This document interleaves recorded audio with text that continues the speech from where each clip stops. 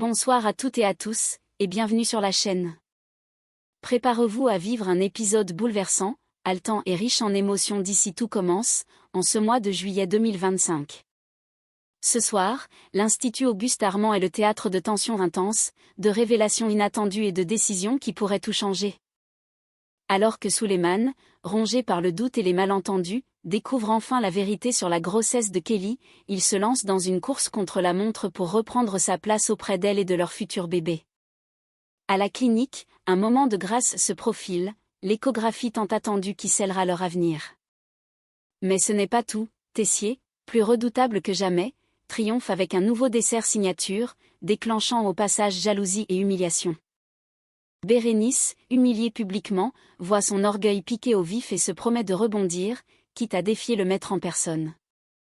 Entre confrontations tendues, promesses chargées d'émotions et défis culinaires d'envergure, cet épisode est un véritable concentré de passion, de drame et d'espoir.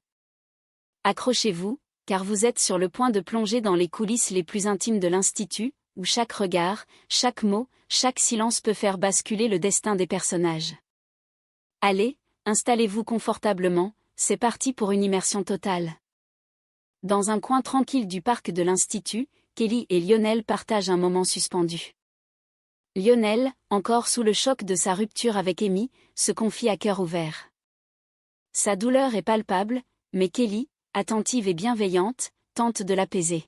« J'ai appris pour toi et Amy, murmure-t-elle, la voix douce. Ouais, elle me parle même plus. Mais c'est mieux ainsi, je crois. Kelly pose une main rassurante sur son bras. Tu veux que je lui parle? Peut-être que je peux arranger les choses. Mais Lionel secoue la tête, ému. Non. Laisse tomber. Ça sert à rien. Une complicité évidente se dégage entre eux, fragile mais sincère. Et dans cet instant de vulnérabilité, ils s'enlacent brièvement, un geste simple mais chargé d'émotion, presque naturel sans imaginer qu'un regard les observe à distance, celui de Suleiman. Suleiman, qui venait peut-être pour parler à Kelly après sa décision de s'impliquer dans la vie de leur futur enfant, les découvre ainsi, enlacés, complices, visiblement proches. Dans son esprit, la scène se fige. Tous ses doutes, ses peurs, ses interprétations ressurgissent brutalement. Il reste là, immobile, le cœur lourd, incapable de faire un pas de plus. Pendant ce temps, de l'autre côté de l'Institut, Amy est en pleine tempête intérieure. Assise sur un banc, elle tente tant bien que mal de ravaler ses larmes. Billy, fidèle ami, s'installe à ses côtés et tente de la réconforter. Tu sais que Lionel t'aimait, il t'aime sûrement encore. Mais Amy secoue la tête, la gorge serrée. J'étais trop jalouse, sa relation avec Kelly, c'était trop pour moi. Même si je sais qu'il n'a rien à voir avec ce que j'ai vécu avec Romain Valdine, j'étais incapable de gérer cette insécurité. Billy lui prend la main, compatissante. Tu t'es protégée. C'est humain. Mais Amy sent bien que son propre comportement a contribué à précipiter la fin de son histoire avec Lionel. Elle reste dévastée par ce sentiment d'échec, tout en sachant qu'au fond, il n'y avait aucune trahison réelle. Et dans cet entrelac d'émotions et de malentendus, Suleiman, de plus en plus troublé, se retire, persuadé d'avoir découvert une vérité, que Kelly et Lionel sont encore bien plus proches qu'ils ne l'imaginaient, peut-être trop proches. Une méprise lourde de conséquences qui risque bien de relancer la tension autour de Kelly, Lionel et du futur bébé. Dans le parc boisé de l'Institut Auguste Armand, Suleiman se confie à Jim, à l'écart de tous. Le ton est grave, empreint de nostalgie mais aussi de sincérité. Il semble enfin prêt à dire ce qu'il a longtemps gardé pour lui. Tu sais Kelly, c'était pas juste une histoire d'un soir. On a couché ensemble qu'une seule fois, oui mais c'était différent. Il y avait une vraie complicité entre nous. Je crois que je suis encore amoureux d'elle. Jim l'écoute attentivement, sans jugement. Mais avant qu'il ait pu répondre, Lionel surgit brusquement. Visiblement tendu, il ne laisse pas le temps aux explications. Alors c'est ça, hein? Tu te rapproches d'elle encore une fois? Tu crois que tu vas jouer au père idéal maintenant? Suleiman se lève d'un bond, surpris par l'agressivité de son rival. Qu'est-ce que tu racontes? La tension monte d'un cran, les deux jeunes hommes se font face, les mots prêts à éclater. Jim tente de calmer le jeu, en vain. Mais au cœur de cet échange houleux, le quiproquo vole enfin en éclats. Lionel, à bout de nerfs, laisse échapper la vérité.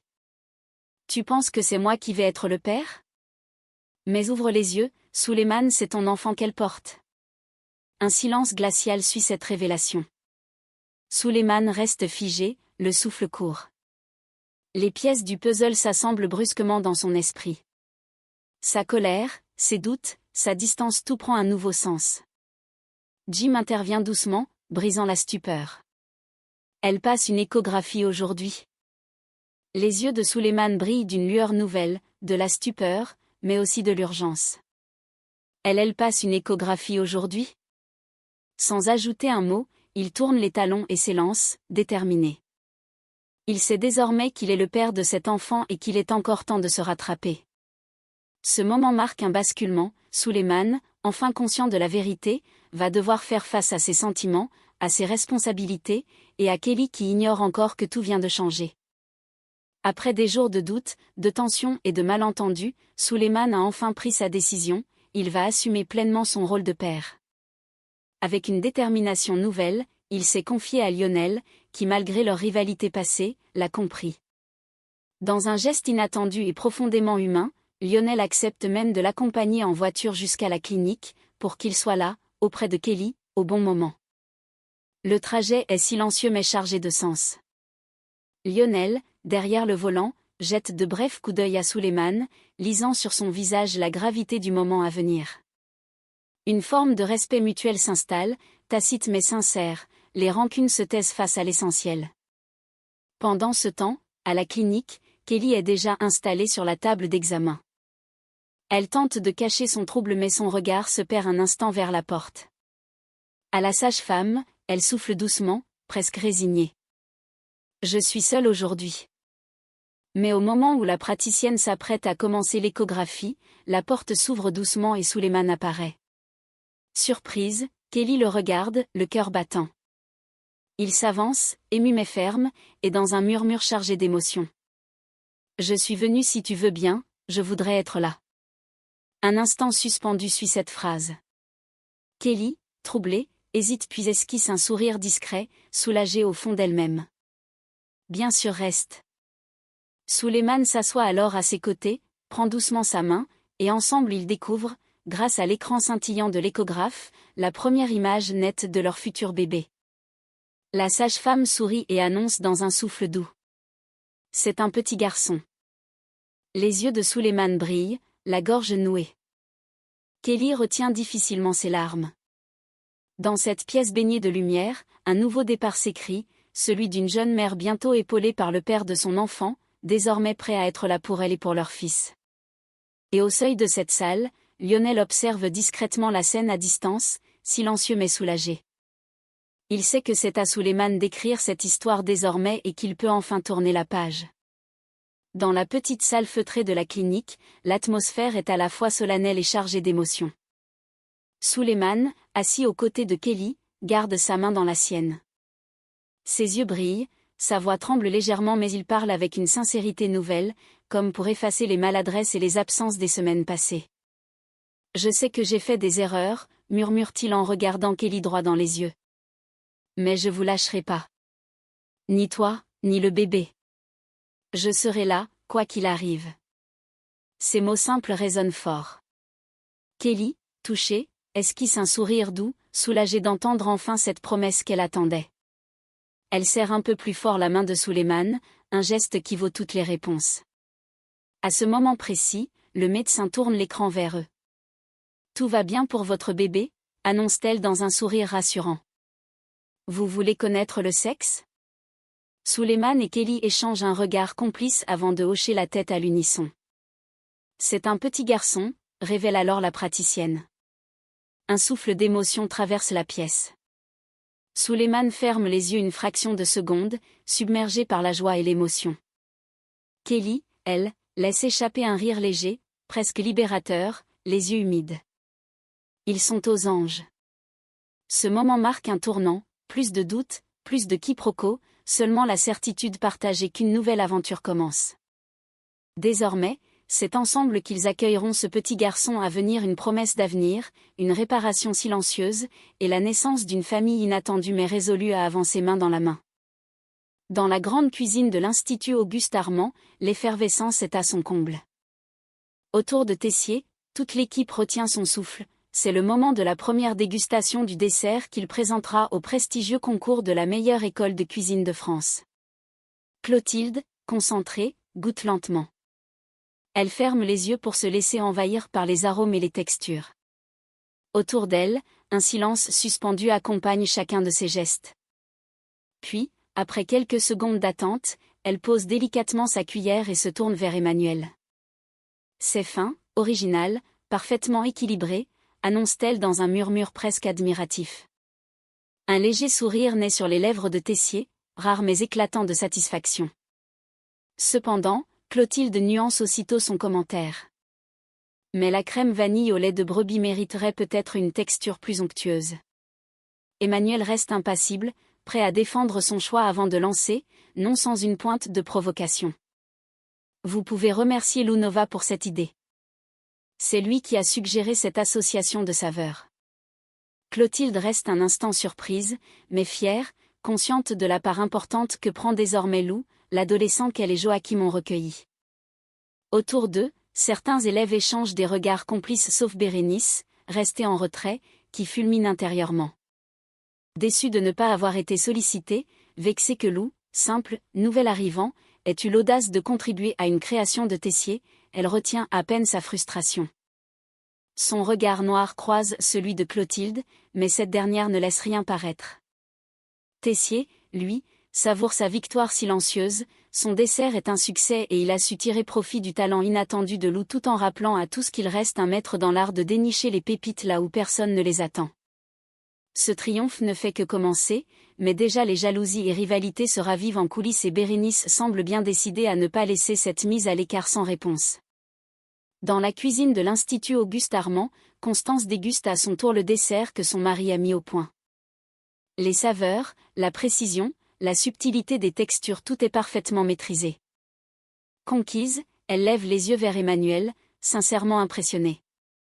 C'est exceptionnel, Emmanuel, vraiment.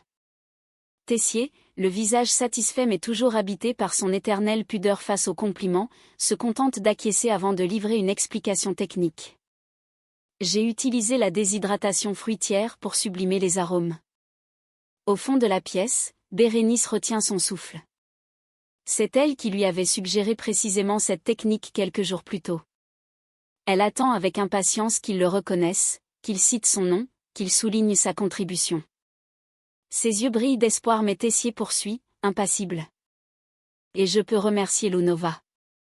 C'est grâce à lui que cette association a pris forme. Le choc est immédiat pour Bérénice. Son sourire s'efface brutalement, remplacé par une expression mêlant incompréhension et profonde blessure. Elle n'en revient pas un mot pour elle, alors que Lou, tout juste arrivé, est mis à l'honneur devant tous.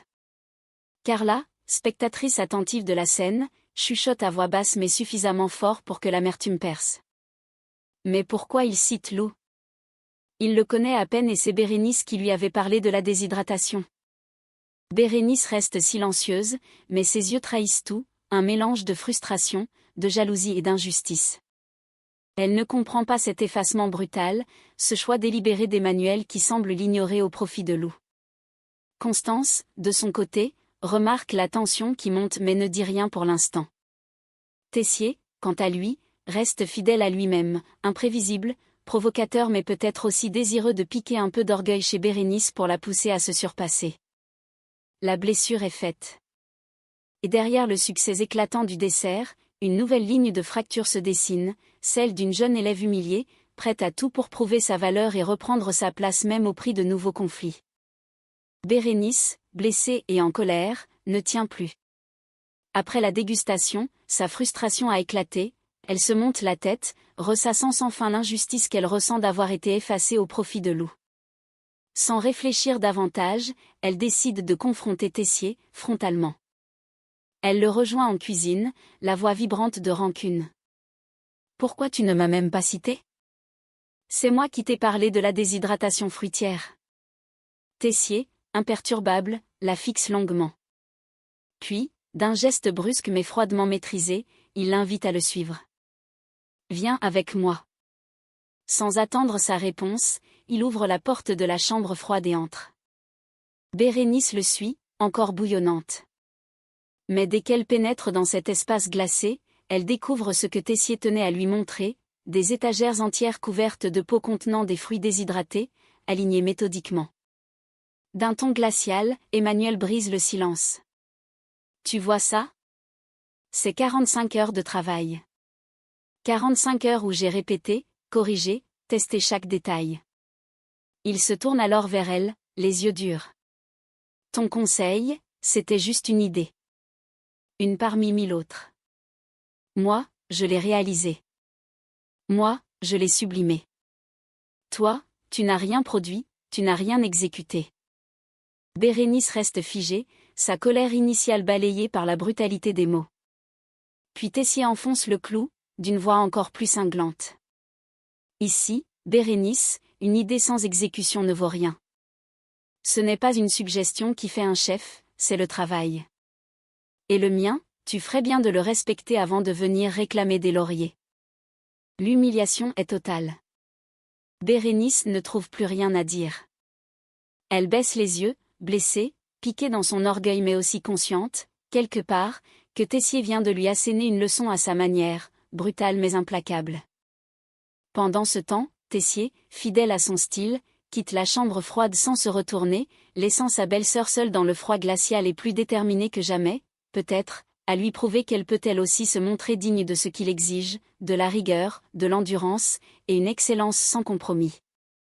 Dans la chambre froide, le face-à-face est glacial à tous les sens du terme. Tessier, impitoyable, poursuit sa mise au point sans laisser à Bérénice le moindre espace pour se défendre. Tu veux savoir pourquoi je n'ai pas cité ton nom?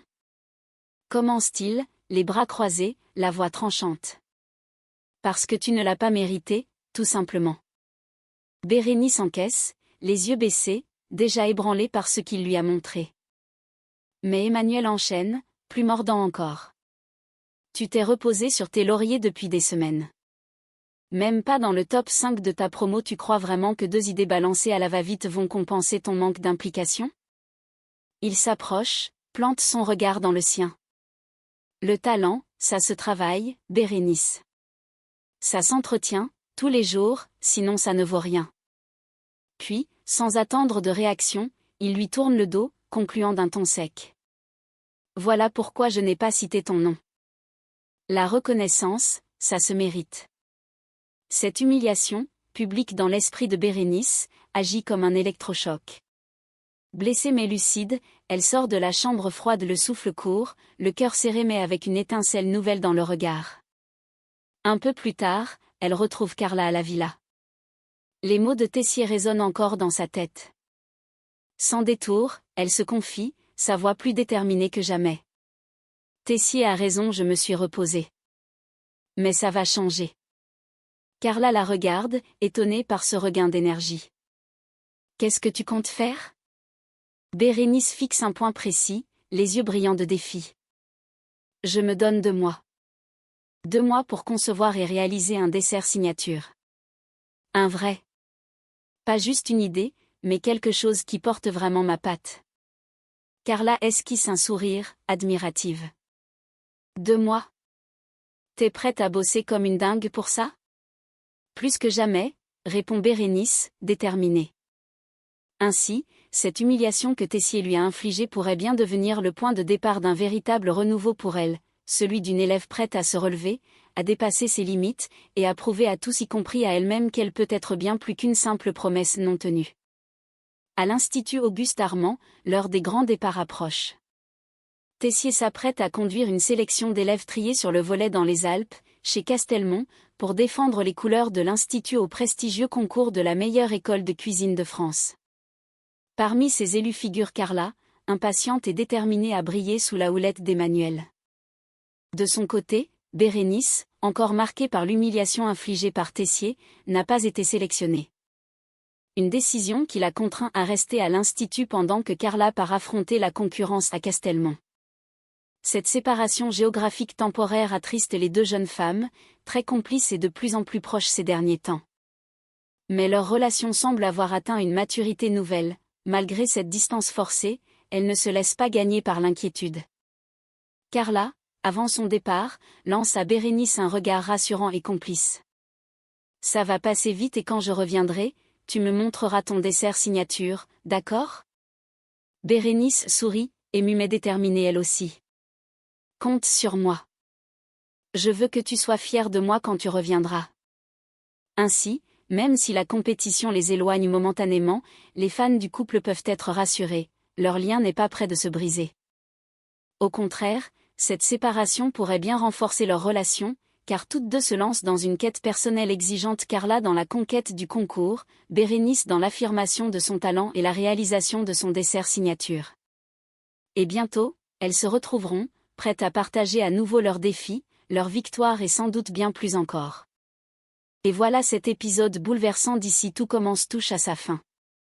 Un épisode intense où tout s'est joué, la décision courageuse de Suleiman, prêt à devenir le père qu'il n'a pas toujours su être, la douleur silencieuse de Bérénice, blessée dans son orgueil mais déjà prête à se relever, et dans l'ombre, les regards croisés, les silences éloquents et les promesses murmurées dessinent peu à peu de nouvelles trajectoires.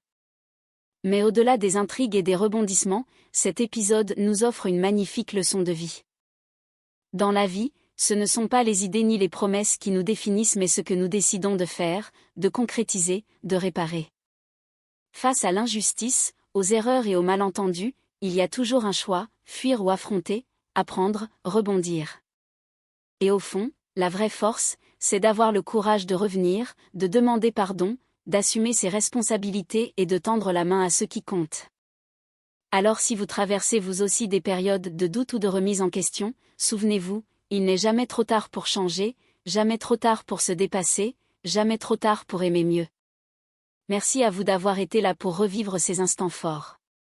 Si cette vidéo vous a touché, pensez à liker, vous abonner et activer la cloche pour ne rien manquer de la suite des aventures passionnantes de l'Institut Auguste Armand. On se retrouve très vite pour découvrir de nouveaux défis, de nouvelles émotions et surtout, de nouvelles leçons de courage et d'amour. Prenez soin de vous et à très bientôt.